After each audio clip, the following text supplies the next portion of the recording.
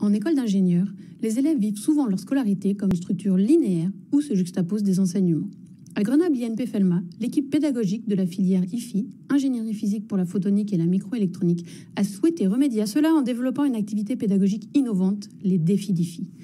Tout en décloisonnant les enseignements et les années d'études, les défis d'IFI offrent un lieu dédié au développement et à l'évaluation des compétences afin d'accroître l'employabilité des étudiants et étudiantes et ainsi contribuer à l'attractivité nationale et internationale de la filière. Les sujets des défis s'appuient sur les axes forts de la filière. Physique, avec l'effet Zeeman ou la dualité onde-corpuscule. Photonique, avec le laser hélium-néon ou le laser YAG. Microélectronique, avec la station sous pointe ou la conductivité quantique. Mais il nécessite aussi de faire appel à l'ensemble des enseignements tels que l'anglais, le management, l'informatique industrielle ou encore les chaînes de mesure. Ainsi, les troisièmes années adoptent la posture et les tâches de manager. Les deuxièmes années commencent avec le statut d'assistant ingénieur sous la responsabilité des managers, puis évoluent vers le rôle d'ingénieur, endossant la pleine responsabilité du défi après le départ des 3A en stage. Enfin, les premières années jouent le rôle du grand public pour qui les deuxièmes années doivent vulgariser leur travail. Outre le travail scientifique et technique continu, les défis sont structurés autour de grands événements. La journée de recrutement, avec ses ateliers satellites, CV en anglais et prise en main de team-up jeux sérieux de recrutement.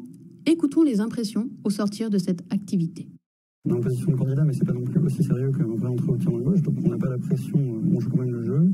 Une fois qu'on rentre dedans, en fait, on sent aussi l'aspect d'un recruteur et un recrutement, je trouvais ça assez drôle et enrichissant. On devait préparer un CV à l'avance, on savait quelles compétences mettre en valeur. J'ai fait des petites recherches aussi pour me préparer des questions techniques, des questions sur moi-même aussi. Et puis aussi se renseigner sur quel est le projet, pour pouvoir interagir, répondre aux questions et puis être pertinent.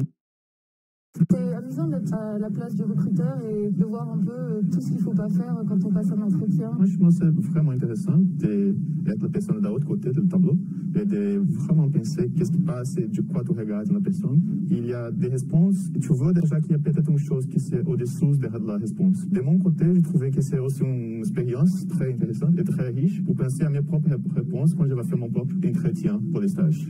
Suite au recrutement, un atelier positionnement aide les 3A à endosser le rôle de manager. Vient à mi-année la revue managériale, technique et scientifique du défi par l'équipe complète associant 2A, 3A et M2. Puis, en fin d'année, les portes ouvertes des défis qui réunit les premières et les deuxièmes années.